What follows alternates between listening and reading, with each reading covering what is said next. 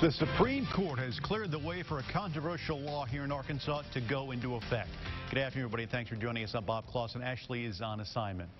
The legislation in question is 2015's Abortion-Inducing Drug Safety Act that restricts access to medical abortions. As a result of today's decision, that restriction will soon take effect. The story obviously bringing a lot of reaction from across Arkansas and beyond. We've got team coverage for you tonight to break it all down, or I should say this afternoon to break it down. Let's start with KRK4's Washington correspondent Drew Petrimo. Drew, what are you seeing up there on the national level? Well, Bob, abortion is obviously one of those issues that really divides the country, it divides Washington, and that's what you saw after this Supreme Court decision came down. Now, the law effectively restricts access to medication-induced abortions in Arkansas. The pro-choice group Narwhal called out Republicans in response to the decision, saying 7 in 10 Americans believe abortion should remain legal and accessible, yet the anti-choice GOP remains obsessed with ignoring the will of the people and using every tool at their disposal, including the courts, to chip away at our fundamental rights. But the pro-life group, Susan B. Anthony lists, praised the decision, saying the Arkansas legislature has wisely required connection with a physician who has admitting privileges so that the state's women are not abandoned in the midst of a harrowing process that can inflict great physical and mental harm. Tuesday, we spoke with the Georgetown University public policy professor to get his take on what the Supreme Court's decision means. As it stands, it's a win for pro-life because it's going to dramatically restrict the availability of abortions in Arkansas. This is a movement towards greater and greater state-level restrictions on abortion rights. Now, Planned Parenthood, which sued over the Arkansas law, argues that the law is unconstitutional because it places an undue burden on a patient's right to choose an abortion. Lawyers for the state, though, have called it a common sense requirement. With the Supreme Court ruling, the decision now goes down to a lower court who's going to have that judge is going to have to decide which one of these arguments has the most merit. For now, that's the latest here live in Washington. I'm Drew Petrimo, KRK4 News. All right, Drew, thanks very much. Many Arkansas groups also reacting strongly to the court's decision. Our team coverage continues now from the state capitol. Let's find Chanley Painter with the latest on this. And Chanley, you actually spoke to the sponsor of the 2015 law.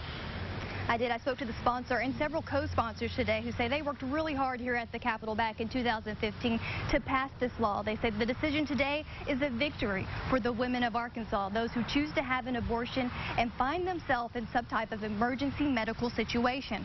Now Arkansas will be the first state in the country to ban medication abortion. This law says any doctor who gives this medication must have a contract with another doctor who has admitting privileges at a hospital. And the sponsors of this law, they told me that they researched these requirements and that it's a good law. It will pass constitutional muster. The local attorney representing Planned Parenthood says this decision will have an immediate impact on those women who have scheduled medical abortions and that this law is just an attempt to prevent them from exercising their constitutional rights. And as you can imagine, there are opinions on both sides of the fence today. It was passed overwhelmingly by both the House and the Senate, and I think that spoke to the bill and what it really was all about, and that's about the safety of women. I'm not for abortion at all, and so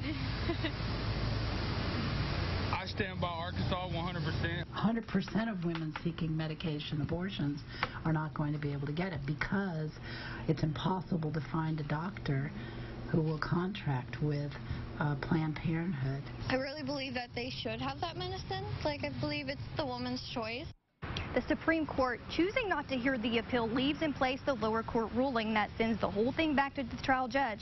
And here in Arkansas, that means it's a race to the courthouse, both sides seeking a judge's ruling. The Planned Parenthood attorney tells me that she is immediately seeking an injunction, another injunction, to prevent this new law from being enforced here in the state of Arkansas. And of course, the state will seek a determination from the 8th Circuit Court of Appeals saying that this law is binding and constitutional.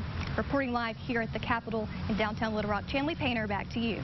All right, Chanley, thanks very much. Arkansas Governor Asa Hutchinson sharing his thoughts on today's decision, saying in part, the Supreme Court's decision today was good news for those who are concerned about health and safety in the administration of medically induced abortions. Not only does the court's action uphold Arkansas law, but it also underscores the importance and necessity of protecting women as well as the unborn with common sense measures. Attorney General Leslie Rutledge also expressing her praise in the court's decision. You can see her statement by going to our website right now, KRK.